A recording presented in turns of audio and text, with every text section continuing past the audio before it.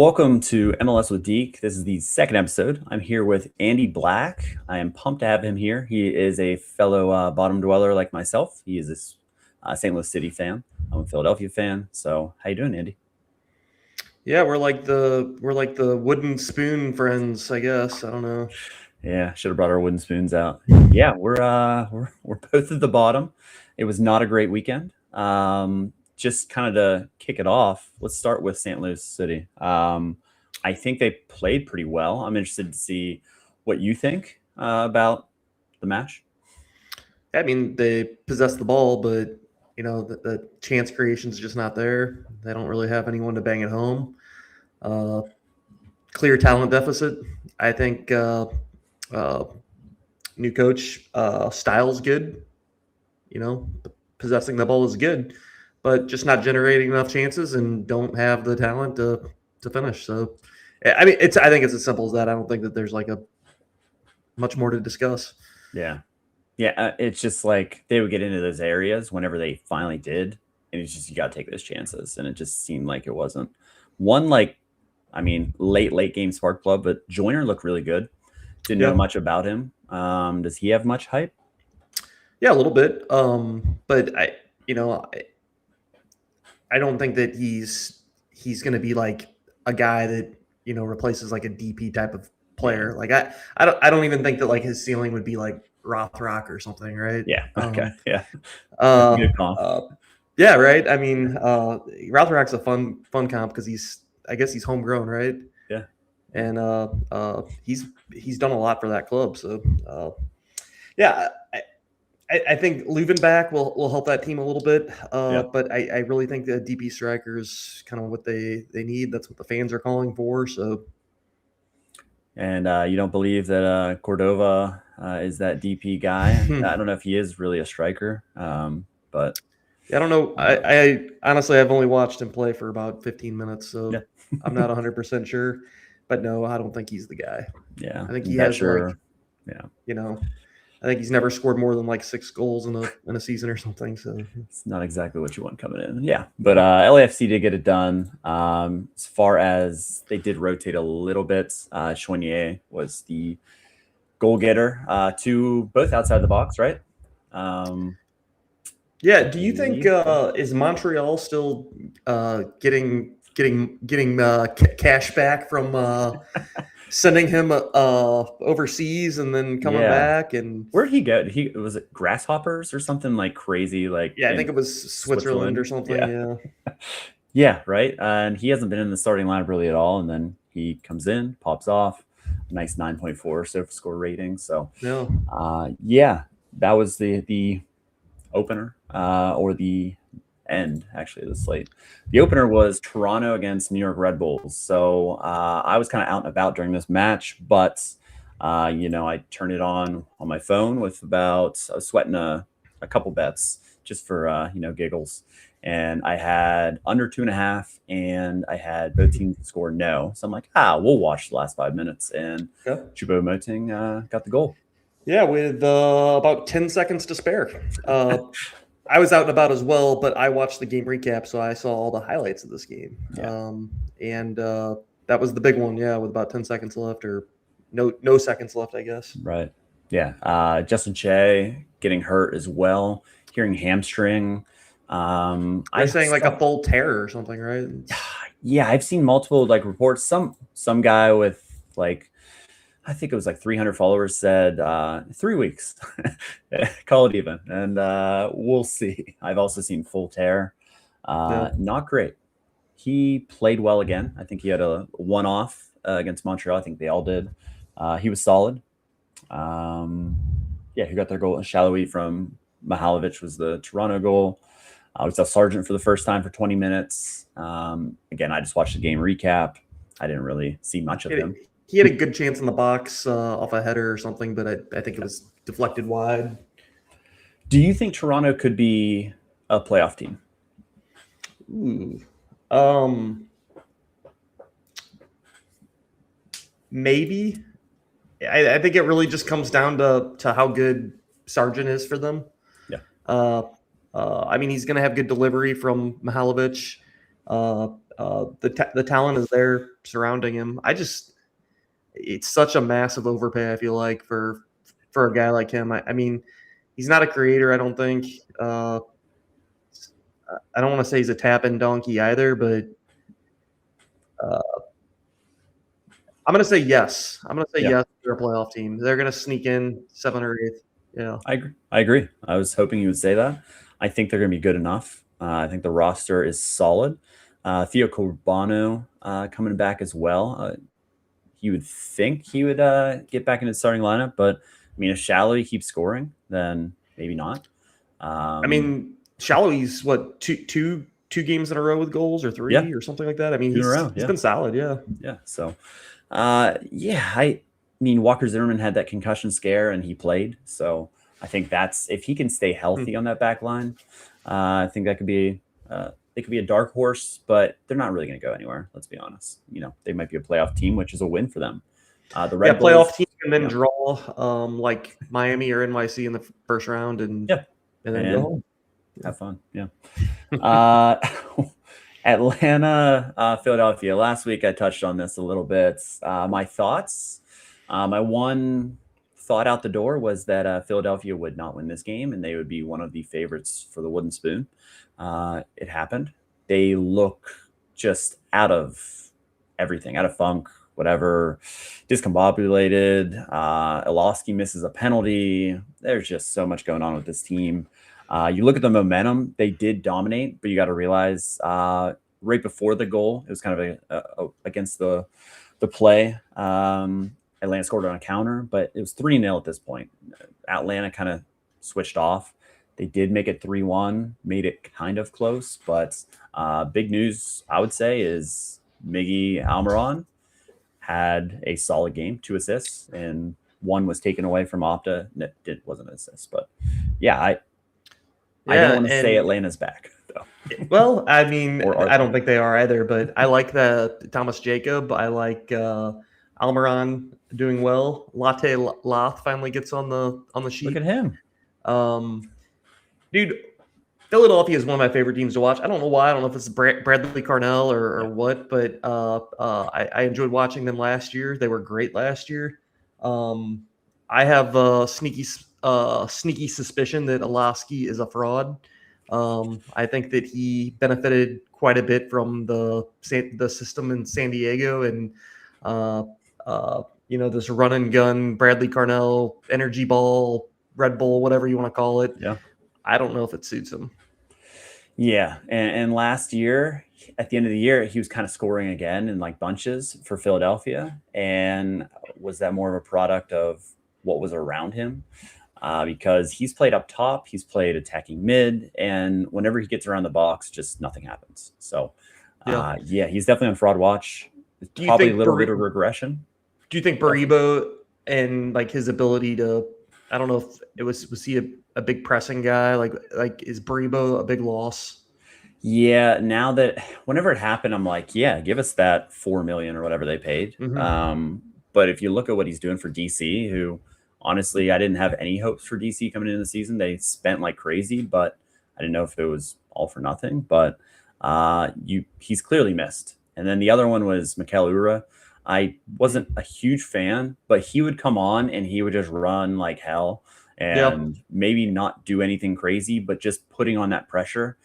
The guys they picked up, like Alado, I don't think they're buying in. And like this is the first season where Philadelphia spent money that was more than they usually do to bring in some of these guys who, it's early, right? Usually the Philadelphia way is like you bring in a Macania or something.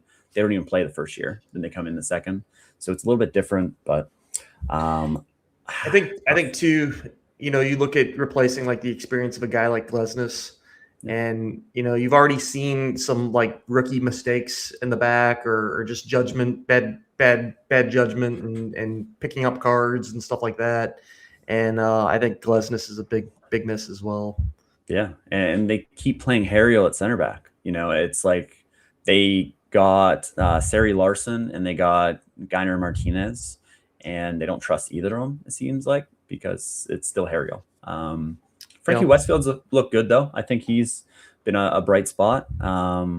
He played quite a bit last year too, right? Yeah, he did. He was pretty solid last year. Yeah. Before he got hurt, and then he went over. Was that the under 20s last year World Cup, or which World Cup was that last year? Oh, okay. Olympics, whatever it was. Yeah, not Olympics, definitely not Olympics, but one of those things. All right, Columbus. We talked a little bit about Cucho and how much we love Cucho last pod, and late stunner. Yeah, tough one.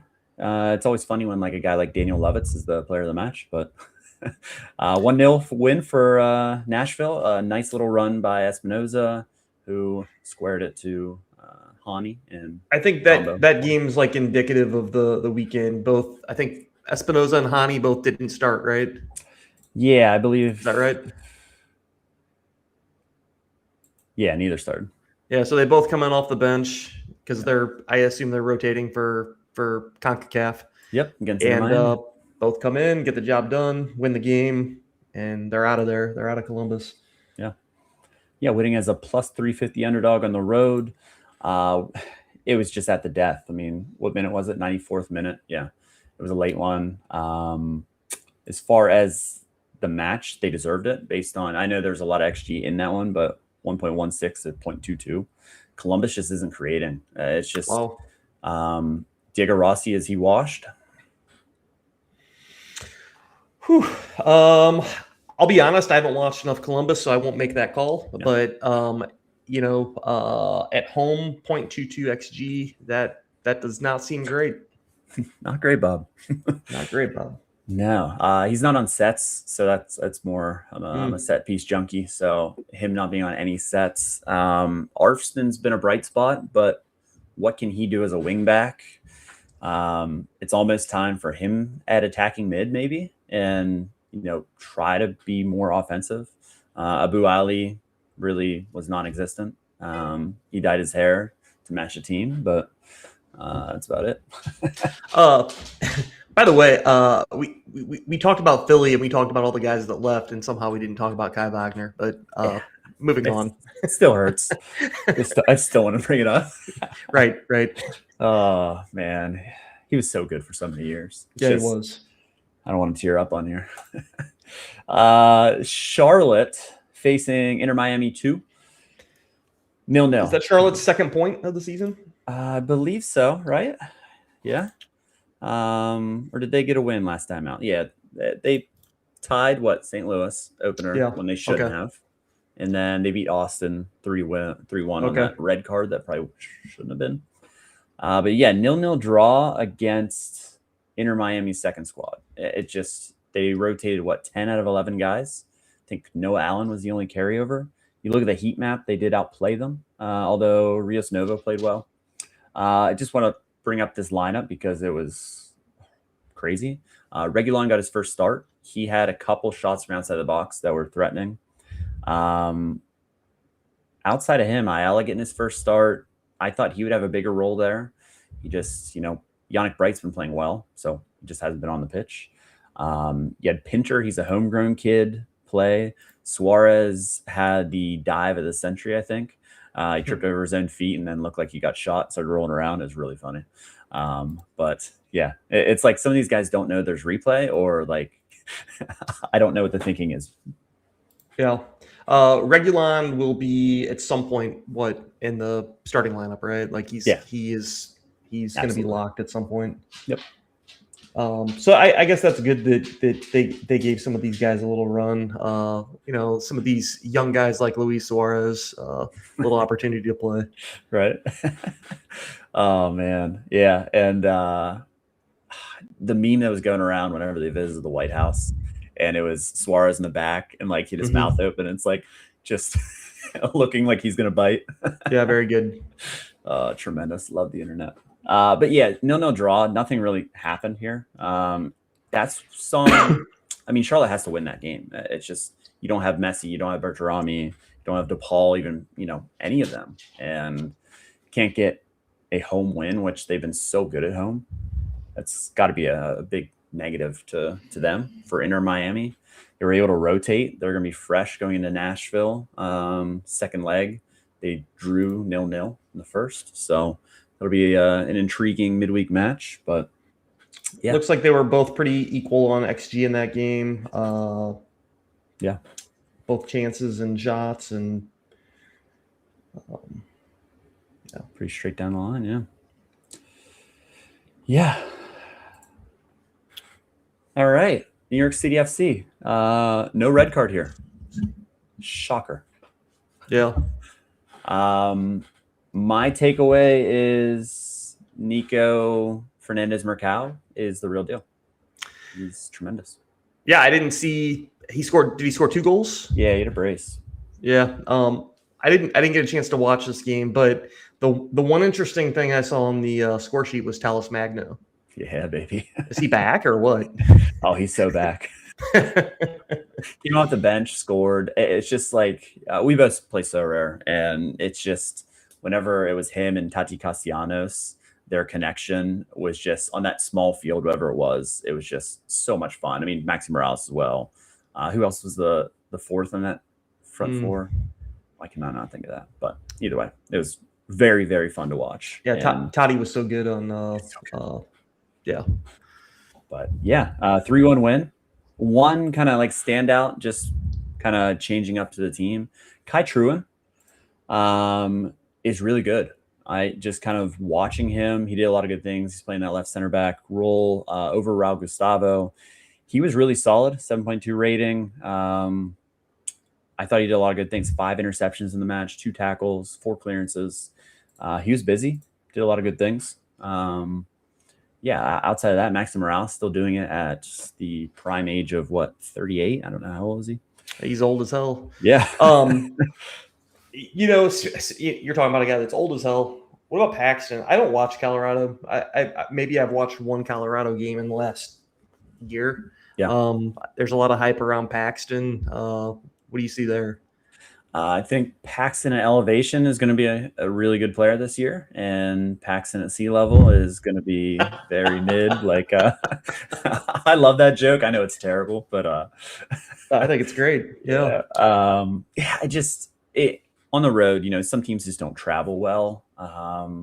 He just was kind of non-existent in this one. I watched most of it, and I think Yappy has been a bright spot for them. He had that crazy run last week, and then he had another goal here. Rafael Navarro is solid as a guy that can Who are their DPs even between? It's Paxton and Navarro. Do they have a third DP on that? No, I think they're on the 2-4 model, but I feel like they don't have enough under 22s as well, so they're on like a 2-2 model or something. Do we call that the cheapskate model? Yeah, the St. Louis City cheapskate model. You love it, right? And I think they were on that last year because I don't think they lost a DP or anything like that. Oh no, how was it? No, that was a different team. I mean, you look at like Miami fielding a completely different 11, right? And then you look at like if Colorado or St. Louis or somebody were to do it, what would that even look like? Is that their City 2 team or like what does that even look like? It's definitely not like Inter Miami 2, right? That is kind of a crazy thing. Even though like Inter Miami hasn't been dominant so far this year, they just field their second team on the road in Charlotte and played got a even. point. That's absurd. Yeah. What would Colorado's look like? I mean, well, Ted Cudi Pietro, you know, they paid like $1 million GAM for him to sit on the bench. In the West, Colorado is going to be good at home. On the road, this is a decent trip. I like Paxton from his days of the Union. I love anyone that was at the Union and then go elsewhere.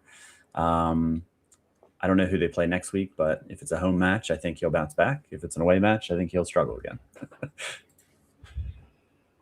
All right, let's go to the absolute worst match of the week. As far as it was weird, but entertaining in a weird way. Orlando beats CF Montreal, who were world beaters last week, and then came back down to earth.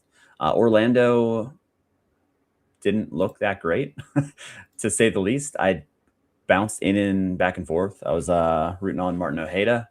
McGuire scored, Ojeda scored. And then that second half, if you look at this momentum, I mean, it was all Montreal. They really dominated the play outside of a couple chances. I don't know. My takeaway is they got a point, but if you look at the XG, Montreal had a lot of possession and everything, but they didn't do anything with it. It was 2.57 to 1.56.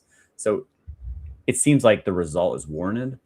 Yeah, I mean, But five big chances to one big chance, right? yeah, it was just they had the chances. Montreal just, had the ball, just didn't get into that final third. So they scored what? They scored on a corner, I believe. Owusu rose up header. He's great at that. But outside of that, Sinchuk started on the right after not starting, and then Ivan Jaime came off the bench for some reason. Weird that they didn't kind of roll with the same lineup that got him there. Carmona is the one who threw in the assist, so he's on 2 goals and an assist in his last 2, which is kind of out of nowhere. But I don't think either team is good by any means. Yeah. What are the big changes with Orlando? I know, I've got a couple friends that are Orlando fans. I know that one of their wingbacks is gone. They brought in Griffin Dorsey. That seems like a wash, right? Dorsey's fine. Yeah. Who else did they move along? I mean, Gillespie and Nat. Obviously, Alex Freeman, Oh, like you're saying, sure. is a big loss. Robin Janssen is hurt, so center back, they're struggling a little bit. Schlegel left for Liga MX. That's Yeah. your Well, yeah, Schlegel's a little bit of addition by subtraction. yeah. I I was think. gonna say that's probably a positive. But I don't know. They got in Brian Ojeda from RSL. That seems solid in the midfield. Yeah, he's decent. But yeah, they lost Luis Muriel, who was more of a distraction than anything. He was not great. I feel like Muriel was okay. When they used him correctly, they didn't start him. They brought him in off the bench, and Yeah. they needed a late goal or something. But yeah, you're probably right. He was probably more of a distraction. Big name player that you're only giving 15, 20 minutes to or something. Yeah, yeah. But other than that, I mean, that Thor Halson, just kind of looking here of guys they lost. But other than that, not really anything crazy. It's just weird, right? They just seem out of sorts. But maybe we look back and once they get healthy, like Janssen comes back from the foot injury, maybe him and Brekalo are all right on the back line. But I don't know. Yeah. Chicago, DC. This was a crazy match right down to the end. We had Ty Baribo scored. He has 2 goals taken off the board already this year. We talked about him earlier with the Philadelphia talk. He's been really good. He scored a pen in the 95th minute to seal it. There was a Hugo Kuipers pen on a handball to go up 1-0. 3 minutes later, Matty Patola scores, and then at the death penalty, I believe it was like a long ball, and I think it was Jonathan Dean kind of like turned back and looked, and he just swung his arm and it hit his arm. It kind of felt hard done, but at the same time, you can't have your arm there. It was Right. not really a chance either, which is brutal. But Chicago at home, late lead and blowing it. Does that sound familiar to you? A little bit, I guess. Yeah. I don't know. I didn't get a chance to watch much of this game.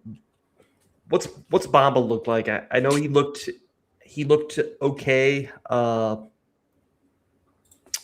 early in the season. He's not the game changer. I mean, he was hurt early in the season. Yeah. Yeah, but he's not the game changer I thought he would be. Yeah. Zink's not playing well. Zinkernagel's not playing well either. Kuiper scored on that penalty, but other than that, kind of nothing going on there. Saletros has been good. He's been a good pickup. But I don't know. Like, you look at Bamba, his heat map, yeah. Just, he had 2 shots. I believe this one, not great, 0.03, but yeah, I don't know. I just think Chicago is one of the teams that I was pretty high on coming in the year. I thought they had a lot of good pickups. I think they have a good coach, a good MLS coach in Greg Berhalter. Mm-hmm. But I don't know. There's something off with them. I think in the end they have all the right pieces. You know, Kuipers can finish. He could finish back back at Ghent. Yep. He can Let's finish in go. Chicago. They've got creation like Zinkerschnagel. He can create. Bamba should be able to as well. And we all love a little Robin Lode, right? Oh yeah, Lodinha. Let's go. They got experience on the back line. They have the tools. It's just Yeah. I think it's weird, but I think Andrew Gutman being out is a lot bigger than maybe it should be, just because I think him flashing down that left side will give them a little bit of overlap between him and Bombo, where they can kind of play off each other. For sure. Instead, right now they've Jonathan Dean started there. He's just not that player. He's more a right back to start with, and then that's just not his game. So he has been back at training. I do kind of want to hold out judgment until seeing him. Not that they're waiting on the next Messiah to come, but I think Andrew Gutman could help this team out a little bit. DC side, talk about Tabaribo. Peltola's been really good. But yeah, it was just kind of ebbs and flows, and this team hangs around. They hung around with Inter Miami the week prior. Maybe I'm just, a little bit too low on them like I have been the last 5 years or whatever it's been. It's just hard to take them seriously. Yeah, I'll be honest. I didn't know that was where Sean Johnson landed, but good for him. Yeah, Sean John, keep him in the league. This was a barn burner. San Diego rotated heavily. First cup came on at half. Dreyer came on maybe at like the 60-minute mark, I believe, something like that. Or were they both at half? At 58-minute and at half. 3-1 up, and then Petr Musa hat trick. I don't know. Who do you think is the best striker in MLS? If I asked Daniel in chat, he would say it is Petr Musa. And probably Germ. If Germ's listening, it's probably Petr Musa as well. Yeah. FC Dallas faithful love him. I think he's good. I think he's going to make the Croatia World Cup team. I think he's kind of earned it. He's not going to be a starter or anything. I didn't know that he was. I think he'll be in contention. Yeah. He did get called up for this next international window, so they are showing him a little bit of love. So I don't know. I think great hat trick, wonderful, beautiful. But the rest of the team, is there anybody else that can kind of carry the load if he can't score? Like you would think some of these teams would be a little bit better defensively against him, but maybe not. Yeah, what do you think of Kamungo? I know that our Dallas boys love a little Kamungo. Yeah, in that wingback role, he's good. I mean, the tail end of the game, he made that one of the goals happen. He definitely had an assist, and then he kind of lost the ball, and then Musa just stepped in and just scored. He's good. They swapped wings the last two matches with Johansson on the left now. And he's a new signing as well, which looks solid. I like Cappies as a guy that takes sets and does a solid job. I was kind of surprised that Kaique played as like a dual 10 in this. They didn't start Farrington, which was kind of surprising, but maybe it's just a matchup thing, probably. But yeah, you got Shaq Moore playing a center back role in a back three, which is interesting, but it's been solid. Yeah, maybe that actually is. Maybe that's actually a good idea for him. Yeah. And then from the San Diego side, should we read much into the Cisniega start? Not at all. No. No. Yeah. It was just I am kind of surprised with rotating goalies. I don't know what your thought is on that. I get giving cup matches, whatever. What's your thought on rotating a goalie that moves? I love this question. I hate the idea of rotating a goalkeeper. I think that they are not to channel my inner Taylor Twellman, but they are kind of your metronome, right? They're your leader on the field, quarterback of the team. Your kind of leadership, right? Especially when it comes to middle-aged or young goalkeepers. You want to give them the continued experience for the young goalkeeper. But if you've got a guy like Brad Guzan or something, I understand giving him a rest. Yeah. But the Dane St. Clair and Furry rotations were big question marks to me. Yeah. Let these guys play. Yeah. you made your bed. He's a starter, right? And Cisniega, I'm not gonna knock him, but dude, he's been a backup. Like he's never been like, oh yeah, we feel good about this, right? Career backup. Yeah. Whether he was at Charlotte or I mean, even San Diego, he was Dos Santos's backup, Yep. right? Yep. And he's been other places too, I'm sure. But Yeah. yeah, Yeah, but not reading into it. He did concede a penalty. So if there was any doubt for anyone, I mean, for me, I've been all over Furry, but yeah, it was just a one-off. What is the correct pronunciation? Because I've been saying furry, It's Furry. furry. It's not like furry, like a furry convention, but I try to get on MLS 360 to make BWP say it, but he never got on there. Girls never came. Rude. Fair enough. Houston. This is another. There's some fantastic games. It is MLS, so you're always going to have just bizarre world games where it's just phenomenal. Robert Perez. I want to say Roberto. Robert Perez mentioned Guilherme, best player in the league through 4 weeks, 3 for them. Sure, why not? Yep. I mean, I think he's been man of the match every match, and rightfully so. Goal and assist, he's just a winner. He really is. The winning goal was Bogusz. Long ball from Jack McGlynn. We love to see that. And yeah, I am not the biggest fan of Portland, just, due to questionable coaching. Sure. It was kind of weird. A couple things with this game is DaCosta a complete fraud? Yes and no. I think Okay. we had enough of a sample last year that Yep. he just wasn't as good as I thought he was going to be. I thought he was going to be pretty solid.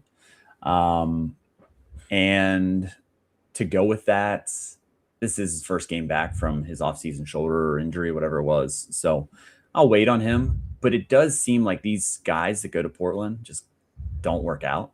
Yep. Jonathan Rodriguez, like, what did he play? Yeah. 5 games? I know he's been hurt, but Is he still on the roster? nah, they cut him. Okay. He's gone.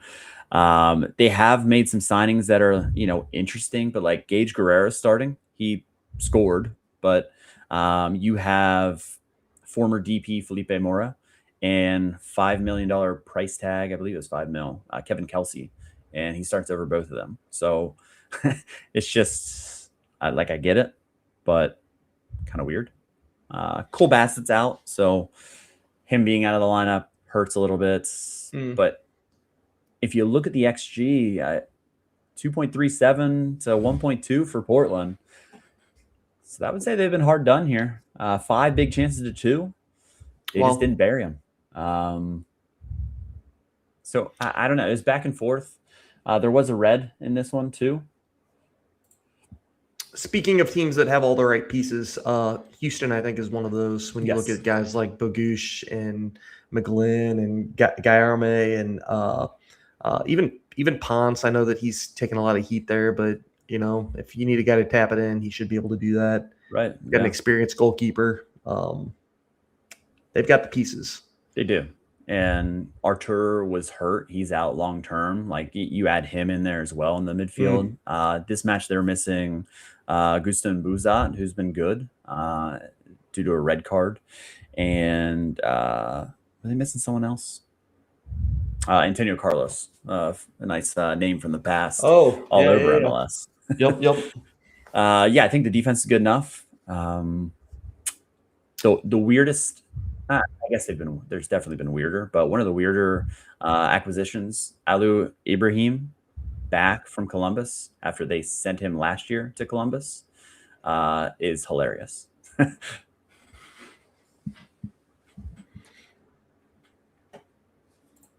Here was my call of the week that I asked everyone to just talk me off the ledge on this. It was Sporting Kansas City beating the Galaxy. The odds were plus 400 outright. It just seemed, I only had a half a unit on it. It wasn't anything crazy, but it was just a heat check, if you will, just because I thought this Galaxy team's not very good, and they're going to try and rotate guys. Gabriel Peck was suspended. Painsel's injured. Team would not be that good. And a good old-fashioned Dejan Joveljic, obviously coming back to the Galaxy. It's just revenge matches. You always score. So yeah, yep. Speaking, I mean, it's a revenge match for Tommy as well, and he didn't score. So he didn't. Yeah. That's a good call. That's a good call. It always happens whenever you talk about the guy who scored. Right. The one kind of takeaway is Lasseberg Jonsson. I don't know if that's how you say it. He scored. He's I think he's more of a defensive mid, and he just had a long run and scored. He looked good. The other thing is look at that attack momentum. Yeah. The Galaxy outplayed them pretty bad. Pulskamp played well. I don't know what the statistics were. Yeah, 2.03 to 0.73. Galaxy should have probably won this match. But I think you mentioned the Galaxy aren't very good. I think they're better than you might give them credit for, but I think that they're up. They were, and this was the case last year too. That they are so thin that you take away one player out of the lineup, like last year. Yeah. It's Ricky Puig, right? Yep. Which obviously it is this year too. But you take Peck and Paintsel out. It's just a massively different team than with them in. Yeah, and I wasn't trying to be hard done on the Galaxy. It's more, you look at Inter Miami whenever they rotated, they were able to compete pretty well. Right. I mean, you had Glesnes out of the lineup here to go with those guys. There's a lot of kind of changes. Marco Royce scored. He had a good game. So he just can't play every day. He just can't. Well, did he play? He played 90 here. Yeah, he played 90, which is a rare occurrence. I don't really know, but I feel like maybe that's the first time in a Galaxy. I've seen that man run. I don't know how that's possible, but yeah, but he runs like I run. João Klaus, he's your boy. I love João Klaus. I think he's awesome. He's a class act. Talked about his former teammate Ever Leuven after that midweek match, and he had 6 big chance misses in that midweek, and he just came out and said, he's like, I'm sorry, a lot of things on my mind. I need to be better. He seems like an awesome guy. A lot more from St. Louis days. Yeah, you're 100% right. I think it's a travesty we moved him along for some what do they call it, GAM or yeah. I'm not in with the all the salary cap stuff in MLS. It's a lot of nonsense, but to move him along for a few bucks seems absolutely wild to me. I get it, we're not competing for a cup, but the fans want a good product on the field. Yeah.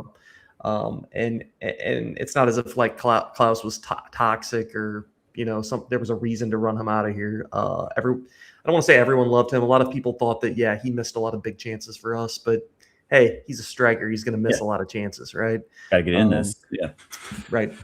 Yeah. And I know his contract's expiring and then you want to get something out of him, but at the same time, I don't know. It seems weird. And with the Galaxy, he might be the missing piece. I think they still need creators in the midfield. Ricky Puig is just, you can't replace him. It's just, he does so much for that team. I don't know what he's going to look like after tearing his ACL twice. It's probably not going to be good. Just hope that he can recover and actually play. Real sad. I think that's the Adrian Peterson injury, right? Tearing the same ACL twice, but Adrian Peterson did come back. Ricky Puig will come back. Yeah, with that really high pitched voice. It's is it I love you, man, or whatever? Here we go, Galaxy. Right? Yeah, exactly. That is him in a nutshell. It really is hysterical. Real Salt Lake. Let's talk about a feel-good story with this team. Pablo Mastriano changed formation after a long time in the 4-2-3-1, changing to this 3-4-3, playing the kids. Another win, and I will say, The second half, I mean, look at it, obviously, with the momentum. But watching that match, this team, I was like a middle of the road playoff team. I know we're early. This team could compete in the West just based on that second half because everyone was kind of back. Gilivogu moved over to the right wing, and Diego Luna came on with him in the mix. Then you had Olatunji. He had an eye issue, and he's playing like with the mask. He's terrifying. Looks like something scary out there up top. He's just so long and lanky. You have those two guys, and then the game winner was a nice long ball from the signing Stin Spearings, or however you say that first name. Yeah, he came from like Belgium or something. I remember this guy in Jupiler League. Yeah, so all the new kind of flashy toys are finally coming in. It's like the three guys off the bench there. I'm really intrigued by this team. They're playing the kids as well. And a guy that you're probably more familiar with than I am, and I'm very, very, very impressed with him, is Juan Sanabria. I don't know if you have any with your Liga MX background. Not really, no. Him. Yeah. I like him. And then Gozo is a stud. And them playing him at wing back is so much better for him than him playing like right wing last year and a little bit striker. So I have some really high hopes for this team. I think Lucas Engel's good at center back. I think Glad's good at center back. They have Yedlin, who's dealing with a hamstring injury. I'm not sure if that's a negative or a positive, but at this point in his career, Philip Quinton's ginormous, so maybe that's good. But yeah, a lot of like. Yeah, I do remember Sanabria. He was at San Luis. But yeah, you talk about another team that has all the pieces that it takes to compete in MLS. Yep. They're one of them, and they've been doing it so far this year without. I almost said Lucho, without Luna. Yeah. Call back to old Lucho. Spearings, where does he play? Is he locked in? Like, because he's been healthy, right, and just not playing. Yeah, it took forever for his visa, so it was more that he was on the bench as an unused sub last match, but then made his first appearance here. Noel Kalaskin has become kind of a starter, pretty set starter, kind of out of nowhere. And then Griffin Dillon started his first match. They had the 17-year-old, I think, Luca Moisa started the two previous matches.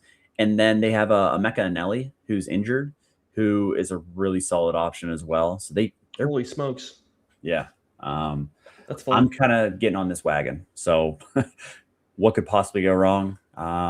First four, they had a away loss to Vancouver 1-0. That's fine, especially after what we saw tonight.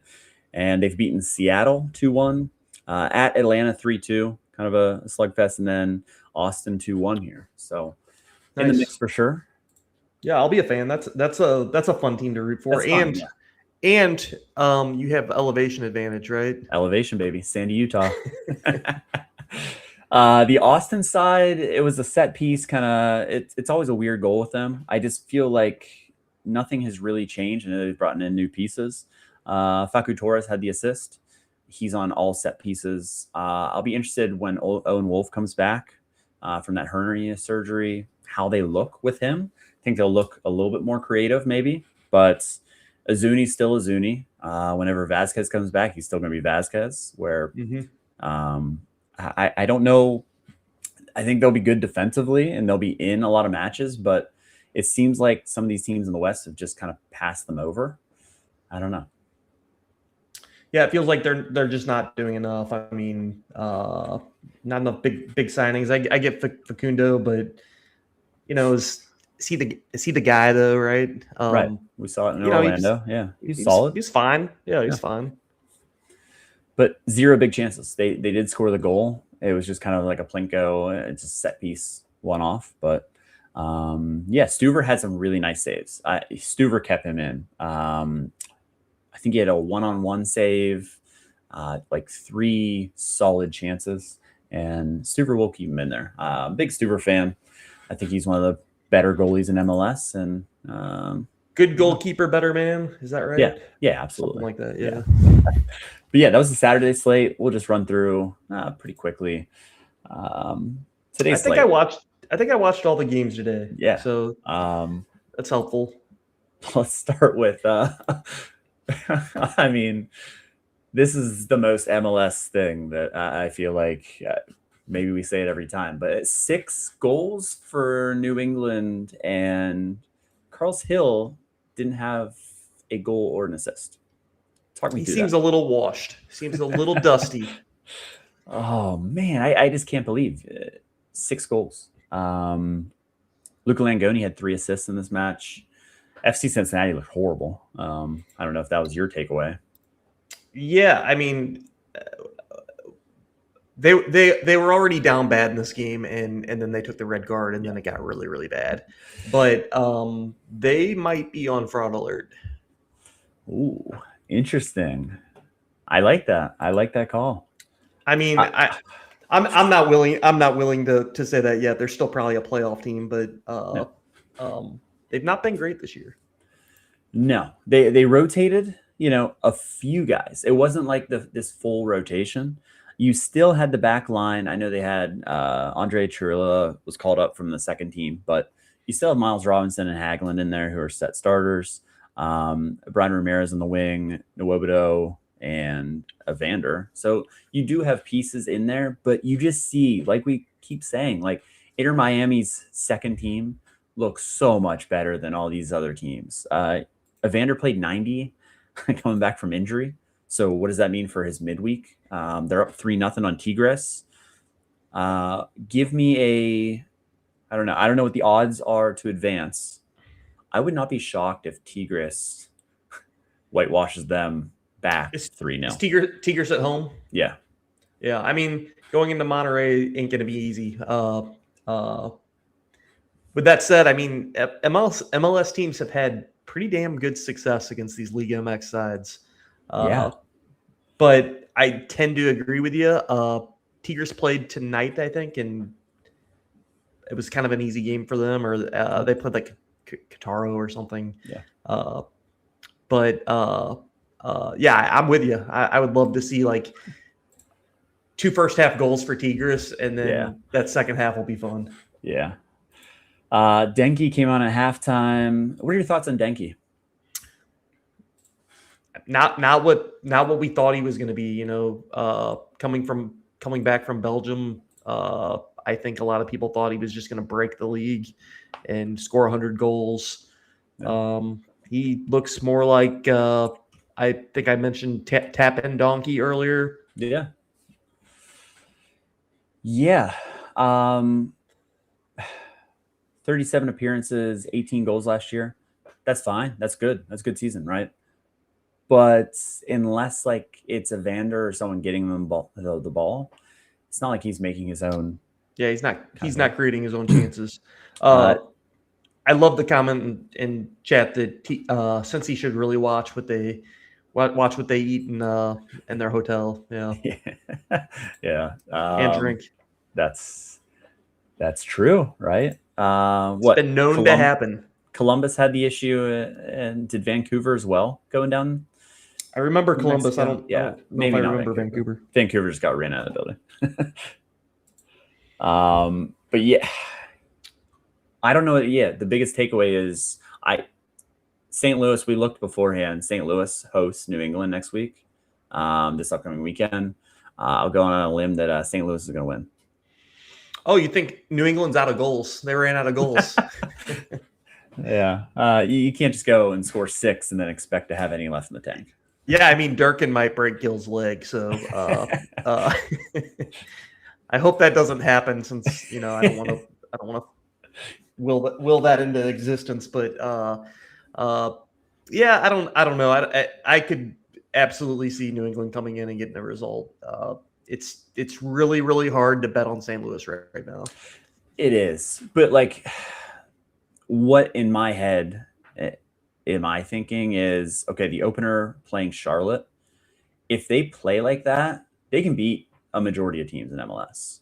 It's just, I don't know. The end product has to be there. Do they have a guy that can be that end product? Which I don't know. I don't know. What do you think about Turner and net? He's fine. He's a goalie. No. Yeah, absolutely. I always thought he was a little overrated. Yeah, But he's fine. He's good. He's a good MLS goalie. yeah, I agree. I think he's on loan until June, and then expires, and then they have to. I think the contract's through like 2028 if they purchase him. I wouldn't see a world where they don't. I mean, where's he going to go? Number one, but Right. that would be interesting if they just because I think Donovan Parisian's the backup. So where's Turner even on loan from? Can't be Forest still, is it right? Forest? Is it Forest? It feels like it might be Forest.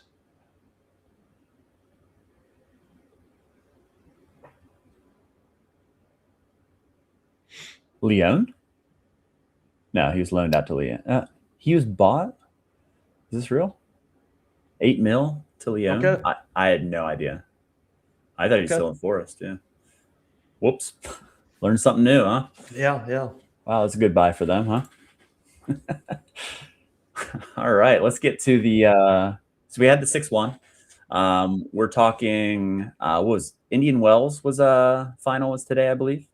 I think Yannick Sinner won against Medvedev, if that's correct. So naturally, we have a 6-1 New England win and a 6-love Vancouver win here against Minnesota. What a first half. Sebastian Berhalter, is he the best player you've ever seen in your life, like Keith said, or what do you think on him? I think his dad taught him well for sure. Yeah. No, he looked phenomenal. Yeah. Do you think he makes it past the summer window? I don't. No, I don't think there's a chance. No, he has to. Like, it just wouldn't make sense if he doesn't. And with his contract being out at the end of the year, like, they're going to try and get something for him, like 6 months left instead of walking free. It's kind of like that João Klaus, but I mean, he's too good for MLS. Like now, where does he land? Like the championship or probably right? It just seems like this would be. Aiden Morris has been really good lately. He has. He seems like a similar. I think he would do great in the championship. I think his work rate is phenomenal. I think he would be a guy that excels there. Mm-hmm. I don't see him going to like a big name team or anything like that. You know what I mean? Like, I think it would get wasted there. Like Obed Vargas being younger and going to Atletico Madrid. Like, I don't think it's going to be anything like that, but crazy. He's so good. Yeah.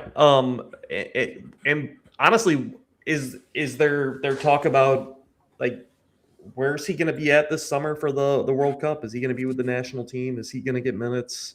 You got to think he's playing into it, right? I mean, you can't tell me he can't find his way on the team. I mean, is he competing for a starting spot? Probably not. But if he keeps playing like this, I don't know. Yeah, I mean, you need a guy to come on late in a game. I mean, he can take a set. I think there's a lot of good reasons to have him on the team. Yeah, him and Kubas in that midfield is just not fair. Like, it's it's not. And then you look at, I know how you feel on AZ Jackson. Hey man, they're turning AZ into a star. They are. He is everything that we've seen. He's doing the same thing, except like they're fouling him in the box. Yeah, he got into the box and then he got fouled. Yep, absolutely. Instead of him just falling on his own, they're actually touching him, and like he's getting the calls. He's playing well. For him, he's playing really well. I will not go as far to say that like he's a good player or anything. I can't. I think he works. He works really hard. He works really well in that system. There's so much talent around him. It works. Yeah. So that was a great one. Ryan Gauld, will we ever see him again? And then B, do we need to see him again? Which is crazy. Well, when they sell Berhalter, they need to see Ryan Gauld. Yeah. I miss Ryan Gauld. I'm a big Ryan Gauld fan. So I thought he was awesome. I hope he clears that knee up, and like that surgery was everything to get him back on the field, because he clearly wasn't right whenever he came back. Like, he couldn't play more than 20 minutes, which is brutal. But yeah, I'd like to see him again. Seems odd to rush a guy back when honestly they didn't really need him last year. Yeah. Just get him healthy. Yeah, absolutely. the other side of that game, I mean, did you see anything to suck out on Minnesota other than maybe get sunburned looking at these ratings? That's a good line. I like that. I like watching Pereira, but yeah, every single player on Minnesota today was just completely invisible. Uh, yeah, I feel like Carlos Harvey. They play him in lots of different spots. Yeah. I feel like he's played in both the midfield and at center back, I Yeah. guess. So that's interesting, I guess. Yeah, no Michael Um, Boxall, so they tried something different. It obviously didn't work, to say the least. Hamas came on. Guess we could talk about that. I watched see it? that, and he took a couple sets. Yeah. That's all I saw. He took a couple sets. Of note, I guess, on the set piece watch, he did take 2 sets, I believe. No, 3 right corners, which Pereira usually takes. So that just kind of makes Pereira a little bit dead for sets, if that's going to be it. Talked about before the season, but how many games do you think Hamas starts before the World Cup? We're 4 through, and I think there's what? Not very 15? many, and Yeah. I think it's a terrible signing for Minnesota. I think that there's like no vested interest for him. His only interest is getting in shape Yeah. for Colombia. But whatever. If it sells tickets, sure, but I like, guess, yeah. No, yeah, I guess he'll have to start games, but yeah. I don't think it's a good signing. No, I agree. Whenever it came out, it was like everyone was getting hype. It's like, oh, crazy signing. It's just like it's a loan till the World Cup for him to get minutes, and like he doesn't care. Like I don't know. Maybe he'll shock us and just pull He it won't. out, but he won't. He's just I honestly I love him, and like there's great. He's created like so many good like World Cup memories and everything, yeah. but just uh I don't see it here. Yeah. I mean, he's not Reynoso, it just Right. Reynoso's way better. And I miss Reynoso. I'm not going to lie.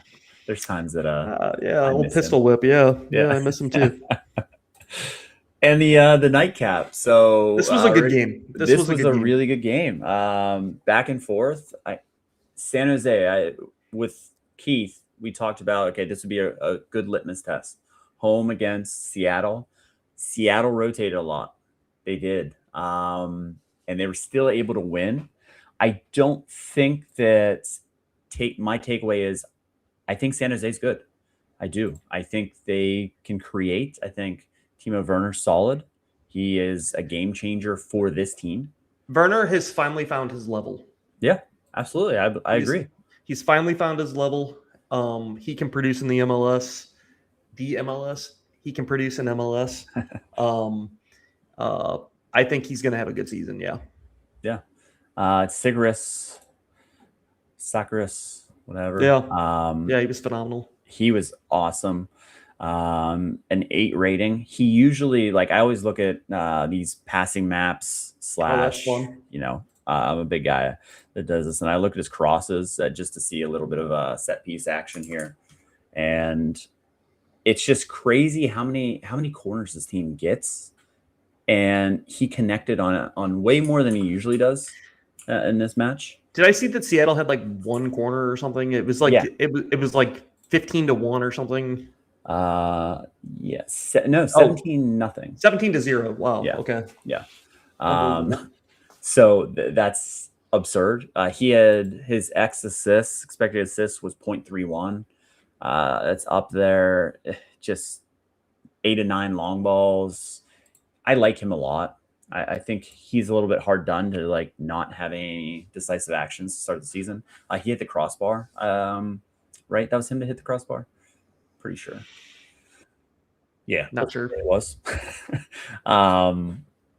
But yeah, Mooney on D's good. DeJuan Jones, I kind of stepped away for a little bit, and then I saw he went off injured. I didn't see the play. Do you know anything about that? I don't. So we'll have to look into that. I think he's been a revelation. Played pretty well to start. Bo LaRue's good. A nice young player in the midfield. Buddha's been solid. Preston Judd has been okay. But like if this team wants to be serious, at first I was like, man, they need a DP10. But now it's like I think they need a DP9. Just Yeah, with Werner playing on the wing, I don't know. I I think think you're probably right. Kikanovich, didn't he used to play striker at one yeah, point in his career? he was a winger, a striker. He's played everywhere. Now he's a right back. Yeah, You apparently. love it. Uh, and he's another guy that's been in and out, right? Like, didn't he get loaned out or sold and bought back, or maybe I'm Yeah, wrong on this? he's had a weird because he went from like not playing ever, then to be injured, then key starter. Because I feel like before they bought Pellegrino, he was the starting left wing, and then Pellegrino took his spot, and then they transformed him to a fullback. But yeah, I thought San Jose would be one of the worst teams in the league coming into the year. I really did. I think they have. Speaking of teams that have pieces, they have pieces. They don't have all the pieces. Exactly. Daniel's a good goalkeeper. Good leadership in their back line. They got Timo. Sakaris has looked awesome. Yeah. I think they're missing a 9. Yeah. So, I mean, if they're hanging around that playoff picture and they get a big splash signing day, especially them by getting Timo, like there were all the Red Bull rumors forever. For them to actually land him, he has a chance. You can say what you want about him to bring in somebody, recruit somebody to come in. I don't know who it would be, but I wouldn't be surprised this summer you see something nice like splash signing, but I don't know. Seattle. So I'll go straight to my one takeaway. I think Tino Lopez is the real deal. This right center back. He is a guy from the Tacoma Defiance that they called up to start because they're so thin on the back line. That play he made off the line was Yeah, absolutely disgusting. it was gross, right? 8.4 rating, and he looked every bit of it. Just kind of glancing at things. I haven't looked through everything, but defensive stats, yeah. 16 clearances, 4 block shots, just awesome. So you said when did they purchase him from Tacoma? They haven't. He was a call up. Yeah. Oh, So okay, I don't even know how this works. What is a call up? How does that work? You get 2 call ups if you play. You get 2 call ups from like the B team or whatever you want to call it. And then they have to purchase you or you can't be called up again. Is this there? Do we not have a Sounders too? I think at one point we did, but I don't think. I don't know. I just know Tacoma is like the whatever you want to call it with them, like their farm team. Yeah, esque. It's okay. That's their next pro team. Pro. Yeah.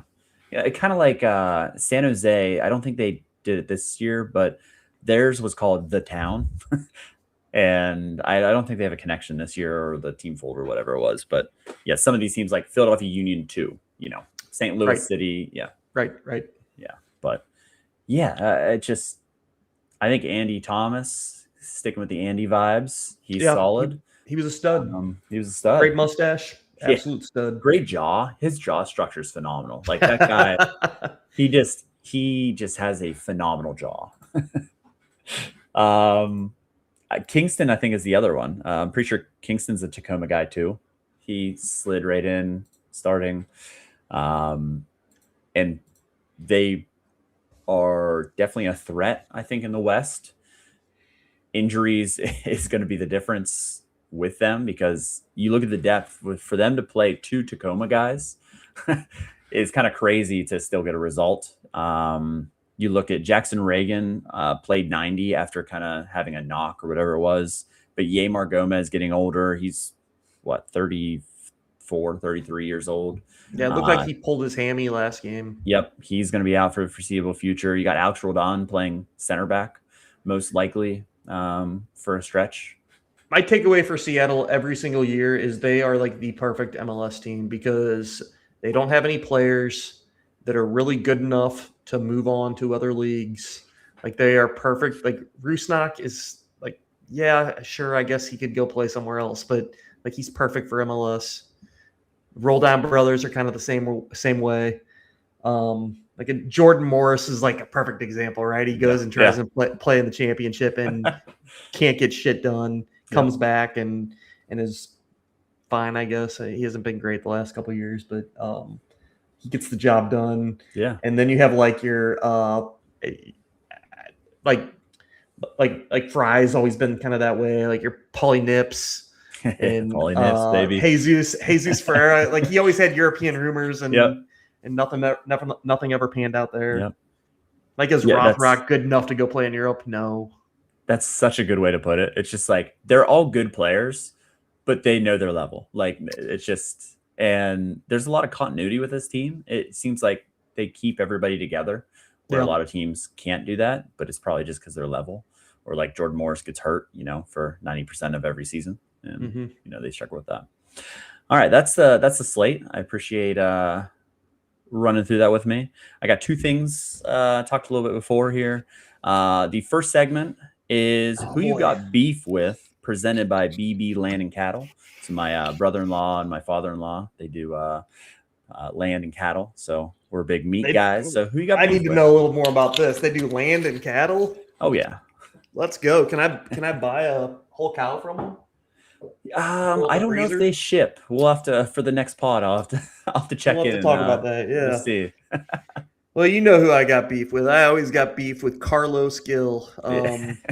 He's coming to St. Louis next weekend. I might have to. I don't think I have any. I coach youth soccer, and I don't think I have any games next weekend, which is crazy for me. We just played in a tournament this weekend, but next weekend I might have to go to the game and just let him have it. See if we can get under his skin a little bit. I got beef with Carlos Gill. I also, we both play So Rare, and I do own Carlos Gill's card because he's usually quite good. Yeah. But he didn't get it done this week, and I think that I need to let him know about that. Yeah, love it. He ain't gonna get it done next week either. Love that. My beef, I'm gonna stick with Philadelphia, and my beef is going to be. I got a couple, but I'm gonna go with Olowski. We talked about him earlier. I was really high on him coming into the season, and he has been nothing but a letdown. And I think with him listening to this pod clearly, he's going to be fired up and he's going to be ready to go and get off the schneid. That penalty, it was off the post, but you gotta convert that. It's a whole different game if you convert that, but you were unable to. So I'm going to take it out on him. And the other one, I was going to say San Diego. I love watching San Diego. Just, I don't know why. It's just, they play fun. Because they're fucking good. They're just really good. And them not playing all their starters, I know you got to rotate, but it was just, you got to give me all those guys like in a weekend. And especially in the weekend where we saw like Messi not travel, all these guys not travel. It just seemed like some of the star power was lost. And then you got Berhalter play today and then just bring it all back together. So that's my beef. I don't know. It was a pretty good weekend. I had some fun watching matches. I think there's some good games. I think that's good beef. I think that, and that's fair beef that, the amount of teams that just totally rotated their entire 11 or, all the parts of their 11 that matter. And then, like if you're a Charlotte fan and you bought tickets to that game, you kind of were hoping to see Messi play. And yeah, well, and the tickets were definitely more expensive. I mean, right. That's got to be a little bummer. I feel like I'm on my soapbox with like I'm not a huge NBA fan, but like the amount of rest those guys take, just like you go to a game, you want to see LeBron. It kind of feels like the fans get hard done by that, but at the same time, with these congested fixtures, I'm looking forward to next year when the schedule change, and then we're playing these CONCACAF Champions Cup matches in a different, completely different. It's the second half of the season. Everyone should be in shape instead of like the first kind of stretch. So like my beef might go away next year when it'll be interesting. Right. One hot take out the door, and then we'll be done here. You're going to love my hot take. You're going to absolutely love it. Philadelphia Union is a playoff team. Whew. 0 Okay, points through say 4 games. more. I like the way they play, and honestly, with all the guys out the door, Carnell is the type of coach like he can coach that team up. They still play with a lot of energy. I still think they're fun to watch. I'll keep watching the Philadelphia Union. I think that they can get by without as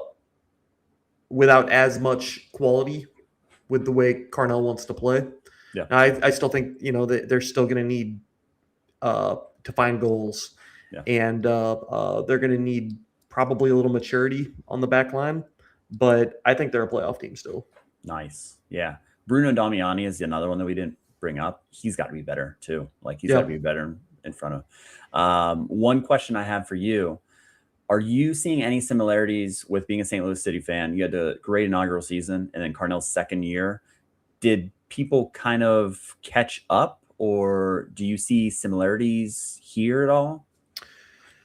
No, I don't think people caught up. I think that, if you look at like our XG / like luck year one, we were very lucky.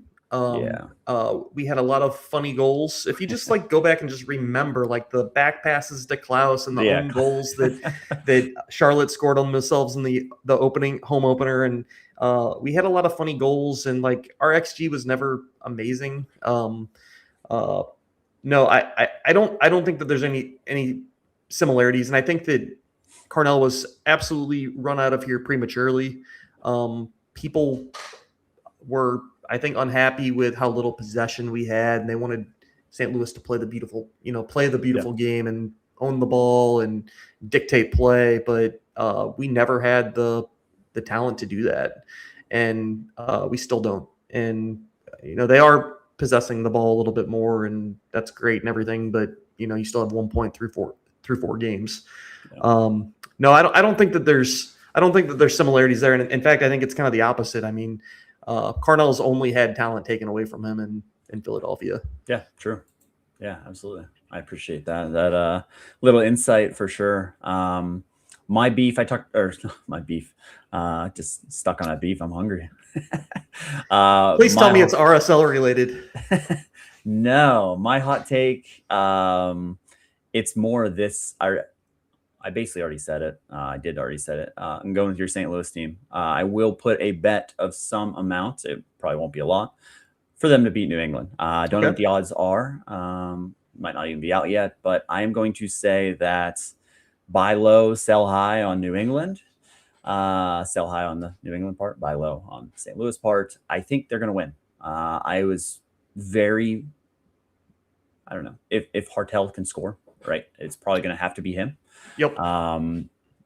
I think they can win something like Berkey stands on his head to keep that at 1 goal, maybe at max. They win 2-1, or they win like 1-0, and 6 goals coming out of that. Tough to score 6 again, that's for sure. Yeah, they wasted a lot of goals. Yeah. I do have one more hot take for you since we're talking about St. Louis. The Tina Turner kit is the worst collab out there. The Purple Haze Seattle kit is the best collab. And if St. Louis is wearing the Tina Turner kit, they will lose. But if we're wearing City Red against New England, we will win. Yeah, that Tina Turner kit, whenever it came out, I'm like, you got to be kidding me. It's like, everything runs together. The Purina sponsor, it's like, that looked like dog piss. Like, it did. And like, you got to think, I don't know a ton about the Tina Turner story, but like, she has to be rolling in her grave over this jersey, right? I would think so. Yeah. I mean, she's dead, right? I think so. Yeah. Yeah. Sorry, Tina. Yeah. And just honestly, like, I don't want to get into it, but she didn't have like she had a very minor connection to St. Louis, and they're making a much bigger deal out of this than, every time that we get beat up on and we're wearing those jerseys, there's lots of Ike Turner jokes. So, whoops. Yep. All right. On that note, Andy, thanks for coming on. A lot of fun. Looking forward to having like a lot of our group on here, and then maybe I'll branch out to some other people, but thank you for being episode 2. The man stepping in on a weekend. A lot of people are surprised you get in here on a weekend, so I appreciate it. And fun. anything out the door? Anything you want to plug? Oh, no, absolutely not. Thank you so much for having me. This was fun. Yeah. I mean, we talk about Sorare all the time, so Sorare fantasy football, but like just true MLS is really fun to just kind of like talk about, not caring about like, Carl's Hill just laying flat on his face and just not doing anything for us. And, like hate watching some of the teams and the players, but I love this. I love talking with Keith and I love talking with you, and definitely hope to have you on again. Yeah, sounds good. All right. We'll see you.